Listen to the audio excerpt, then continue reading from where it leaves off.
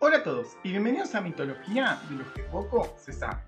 Hoy les presento con mayor detalle los 7 objetos mágicos que aparecieron en las historias de los personajes de los que poco se sabe hasta el momento y cuyo origen es nada más ni nada menos que de los dioses del Olimpo.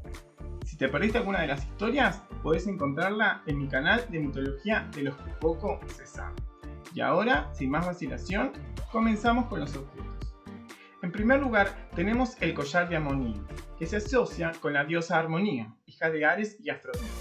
Un regalo que recibió en su boda con Cadmo, el fundador de Tebas. El collar fue fabricado por el dios Hefesto.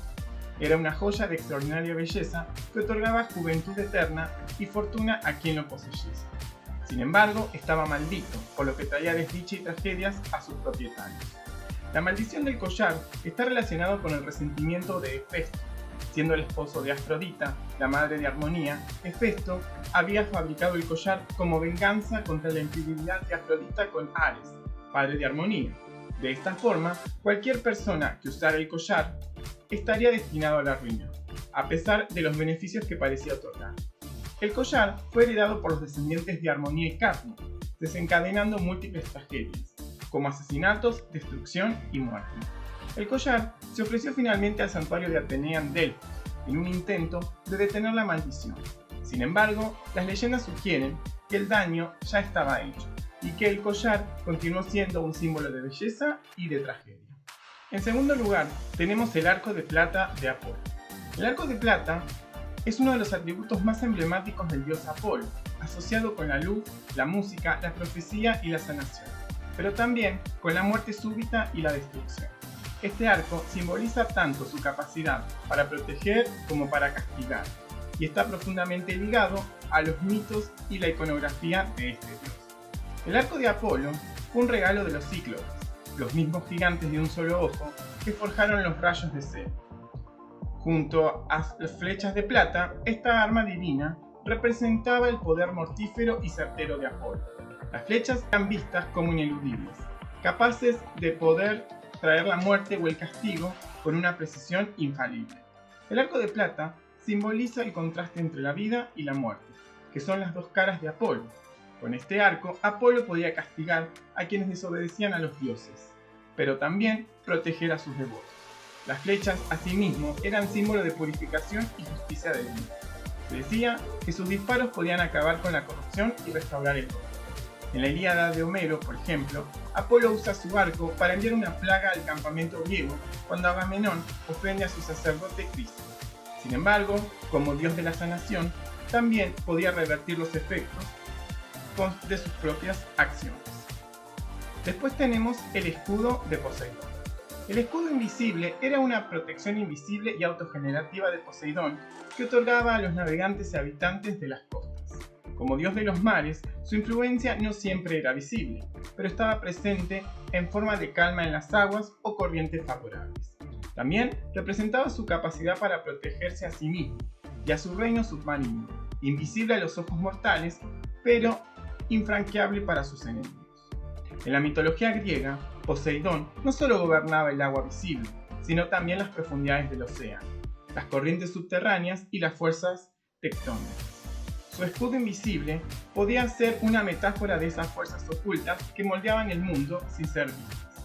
Por ejemplo, su capacidad para provocar terremotos, por lo que también es conocido como Enosigeo, sacudidor de la tierra. Podía considerarse una manifestación de este escudo invisible, pero poderoso y destructivo. En una protección mágica, un campo de fuerza que hacía invulnerable a ataques físicos o mágicos. Además, volvía invisible a quien lo portaba, confiriéndole una ventaja táctica en combate y actuaba como barrera contra ataques, y simbolizaba su dominio sobre el elemento líquido, es decir, el agua. Luego tenemos la arpé. La hoja del arpé tenía un filo curvo, lo que la hacía adecuada para cortes precisos y contundentes. Esto la diferenciaba de otras armas comunes en la mitología griega, como las espadas rectas o las lanzas. Se cree que era un arma mágica. Los titanes, con la capacidad de herir o matar a seres inmortales, lo crearon, algo poco común en la mitología. La arpé fue famosa por ser el arma utilizada por Cronos para castrar a su padre, Urano, marcando el final de su reinado y el inicio de la era de los titanes. Según la tradición, fue entregado a Cronos por su madre Gea para vengarse de los abusos de Urano. Con esta también Perseo decapitó a Medusa. Después nos encontramos con la lira mágica de Apolo. La lira fue creada originalmente por Hermes, el dios de los viajeros, los ladrones y los mensajeros. Según el mito, siendo un recién nacido, Hermes salió de la cuna y mató a una tortuga gigante.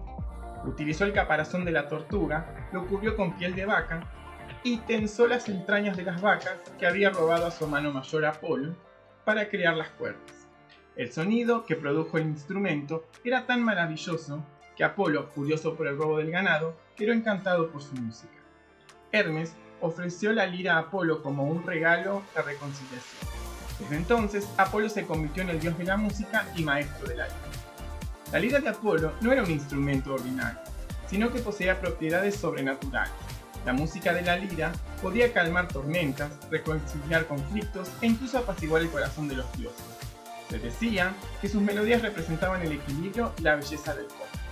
Cuando Apolo tocaba la lira, los mortales y los dioses eran inspirados por su música, estimulando la creatividad en poetas, músicos y artistas. Asimismo, la lira podía influir en las emociones de quienes lo escuchaban, induciendo alegría, tristeza o serenidad, según la voluntad de Apolo. Apolo también usó su lira en varias competiciones musicales, siempre saliendo victorioso gracias a la perfección y divinidad de su interpretación. Luego tenemos la estatua de Artemisa Ortía. La estatua de Artemisa Ortía era una representación de la diosa Artemisa asociada con su culto de Esparta, donde se la veneraba bajo el epíteto de Ortía. Este culto, particular a la diosa cazadora, se desarrolló alrededor del santuario de Artemisa Ortía en las cercanías del río Éotas y tiene una fuerte conexión con los ritos iniciáticos y las tradiciones espartanas. Ortía derivaba de la palabra griega ortos, que significa recto o erecto, posiblemente en alusión a su pureza o la postura de la estatua. Como Ortía, Artemisa era vista no solo como la diosa de la caza y la naturaleza, sino también como protectora de los jóvenes y guía en sus transiciones hacia la adultez, especialmente en Esparta. Según la leyenda, la estatua de Artemisa Ortía fue encontrada en un matorral o un bosque sagrado por los habitantes locales. Fue llevada desde tierras bárbaras, como Tauris, la actual Crimea, lo que la conectaba con el culto de la figura de Ifigenia y la historia de sacrificios humanos. Según el mito, Agamenón, líder de los griegos en la guerra de Troya, ofendió a Artemisa al matar un ciervo sagrado de la diosa. Para calmar su ira y permitir que los vientos llevaran a la flota griega hacia Troya, se le ordenó sacrificar a su hija Ifigenia. En el momento del sacrificio, Artemisa la rescató y la transportó a Tauris, la actual Crimea, donde se convirtió en su sacerdotisa. Tiempo después, Orestes, el hermano de Ifigenia, fue enviado a Tauris por orden del oráculo de Delfos para recuperar la estatua sagrada de Artemisa como parte de su redención tras haber matado a su madre Clitemnestra. Acompañado por su amigo Pílades, Orestes llegó a Tauris y fue capturado por los habitantes locales, quienes planeaban sacrificarlos a la diosa. En un giro dramático, Ifigenia, como sacerdotisa de Artemisa, reconoció a su hermano y conspiró con él para robar la estatua de Artemisa y escapar de Tauris. Los tres lograron escapar con la estatua de Artemisa, enfrentándose a múltiples obstáculos en el camino de regreso. Algunas versiones narran que Artemisa los protegió durante su travesía hacia Grecia. La estatua de Artemisa Ortía finalmente fue llevada a Esparta, donde se estableció un importante culto en su honor. El santuario de Artemisa Ortía se convirtió en un centro de veneración y la estatua fue adorada como una manifestación de la presencia divina de la diosa. Se decía que la estatua tenía una naturaleza milagrosa o sagrada y que reaccionaba si los ritos no se realizaban correctamente. La estatua representaba a Artemisa como una guardiana de los jóvenes y la sociedad espartana, asegurando la continuidad y la fortaleza de la comunidad. Asociada con los ritos de iniciación, simbolizaba el paso de la niñez a la adultez, un tema recurrente en muchos cultos griegos. Artemisa Ortía encarnaba tanto la ferocidad de la naturaleza salvaje como la disciplina que moldeaba a los jóvenes espartanos en guerreros. Finalmente tenemos la estatua de Atenea Paladión. La estatua del Paladión era un objeto mítico de la antigua Grecia íntimamente ligado al destino de la ciudad de Troya. Esta estatua representaba a Atenea, la diosa de la sabiduría y la guerra estratégica, y era considerada un talismán sagrado que garantizaba la protección de la ciudad donde se encontrara. Según el mito, el Paladión fue creado en honor a Palas, una amiga de la infancia o medio hermana de Atenea, en un combate amistoso. Atenea mató accidentalmente a Palas y en su honor creó una estatua para conmemorarla. La estatua fue consagrada a Atenea y dotada de poderes protectores. Esta cayó del cielo y fue depositada en Troya, marcándola como una ciudad bajo la protección divina de la diosa. Se creía que mientras el Paladión permaneciera dentro de Troya, la ciudad sería inexpugnable y gozaría de protección divina. El Paladión fue llevado a Atenas y consagrado en el Partenón.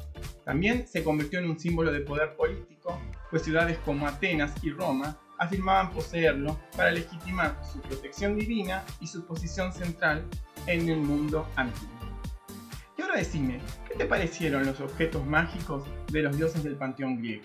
Si te gustaron, déjamelo saber en los comentarios, dame un pulgar para arriba y seguime para más mitología de lo que poco se sabe. Nos vemos la próxima. ¡Chao!